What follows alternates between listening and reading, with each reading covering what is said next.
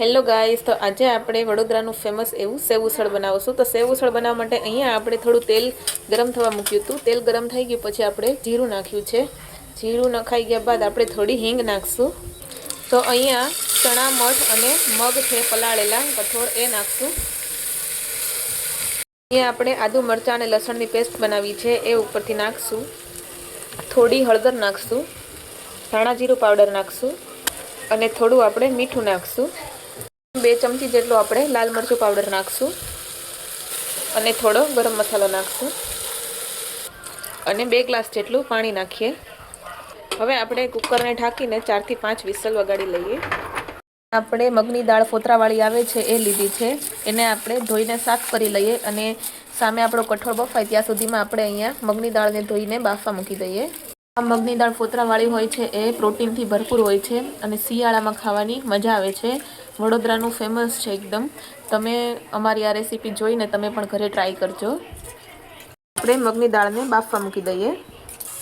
આપણે આ દાળની અંદર 2 ગ્લાસ જેટલું પાણી હજુ 1 ગ્લાસ પાણી નાખી દઈએ અને થોડું મીઠું નાખી દઈએ.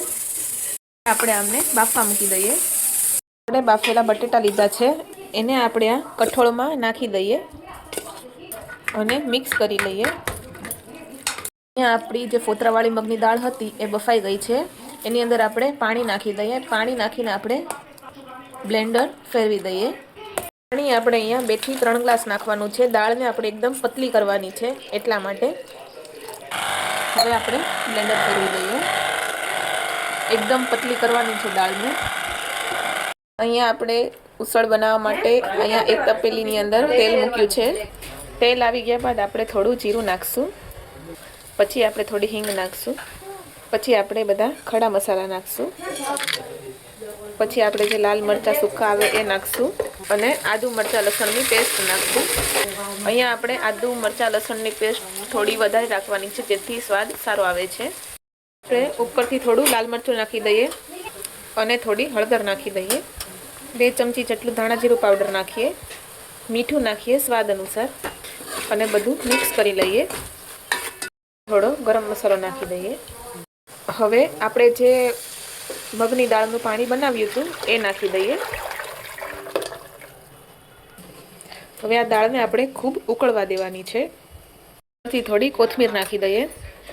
હજુ આને આપણે થોડી વાર સુધી ઉકળવા દઈશું. તમે જોઈ શકો છો ગરમા ગરમ સેવ ઉસળ છે એ તૈયાર થઈ ગયું છે. તમે જોઈ શકો છો અહીંયા આપણે જે મિક્સ કઠોળ હતું એ છે અને આ આપણે પાઉં લીધા છે.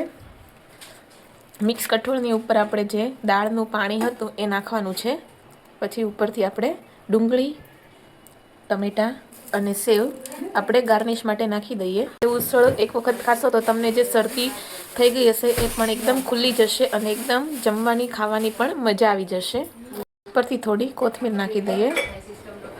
જે અમારા ઘરે મહેમાન આવી ગયા છે તો કડકડતી ઠંડીમાં અમે એને ગરમા ગરમ સેવ ઉસળ ખવડાવશું ગાઈસ.